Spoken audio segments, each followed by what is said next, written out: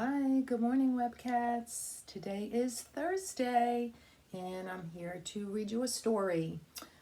We are going to be listening to some sea animal stories. We listened to the poem the other day about Shana the shark. Today, you're going to listen to another story on Mayan, and it will be about crabs. And I'll talk to you more about that later. So, I decided to read you another fish story. And this story is called Fish is Fish by Leo Leone. We may have read this a while ago in our classroom, but it's a good story, so I thought I'd read it again. Fish is Fish. At the edge of the woods, there was a pond, and there a minnow and a tadpole swam among the weeds. They were inseparable friends. One morning, the tadpole discovered that during the night he had grown 2 little legs. "Look," he said triumphantly, "look, I am a frog." "Nonsense," said the minnow. "How could you be a frog if only last night you were a little fish just like me?" They argued and argued until finally the tadpole said, "Frogs are frogs and fish is fish, and that's that."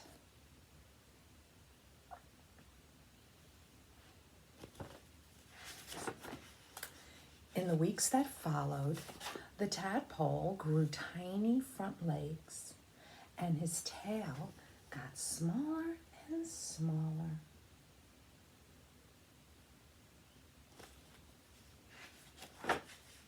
And then one day, a real frog now, he climbed out of the water and onto the grassy banks. There he is. Became a frog. The minnow too had grown and had become a full-fledged fish. He often wondered where his 4-footed friend had gone. But days and weeks went by, and the frog did not return.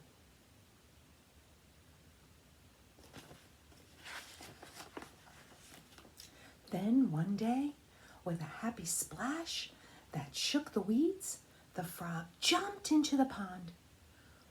"Where have you been?" asked the fish excitedly. "I've been around about the world, hopping here and there," said the frog, "and I have seen extraordinary things."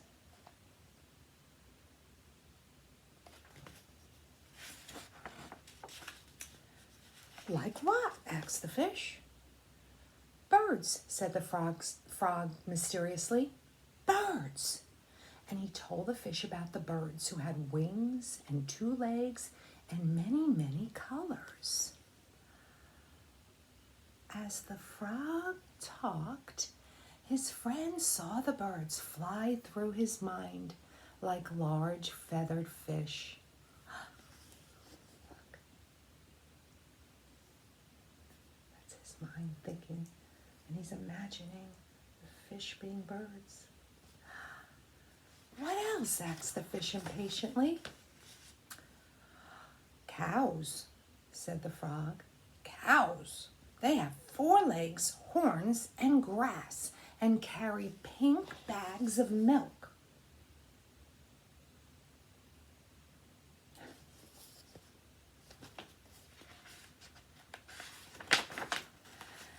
"And people," said the frog. "Men, women, children." And he talked and talked until it was dark in the pond. But the picture in the fish's mind was full of lights and colors and marvelous things he couldn't sleep. If he could only jump about like his friend and see the wonderful world.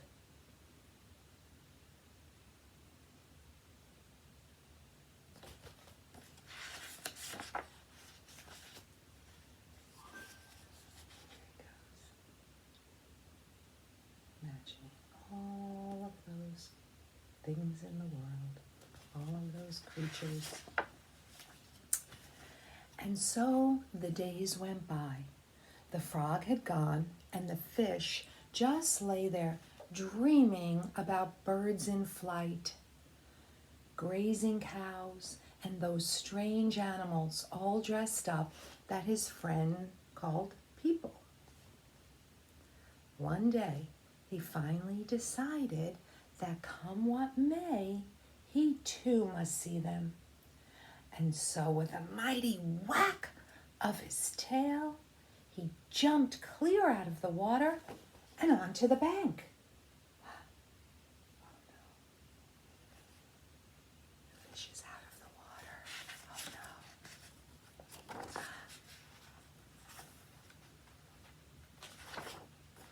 no. He landed in the dry, warm grass, and there he lay, gasping for air, unable to breathe or move. Help! He groaned feebly. Poor fish.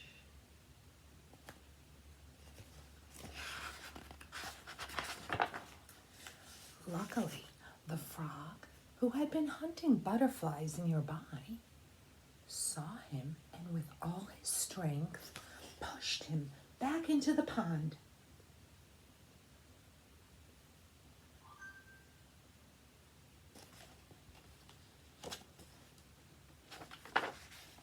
Still stunned, the fish floated about for an instant. Then he breathed deeply, letting the clean, cool water run through his gills. Now he felt weightless again, and with an ever so slight motion of the tail, he could move to and fro, up and down, as before. The sun rays reached down within the weeds and gently shifted patches of luminous color. This world was surely the most beautiful of all worlds. He smiled at his friend the frog, who sat watching him from a lily leaf. "You were right," he said. "Fish is fish."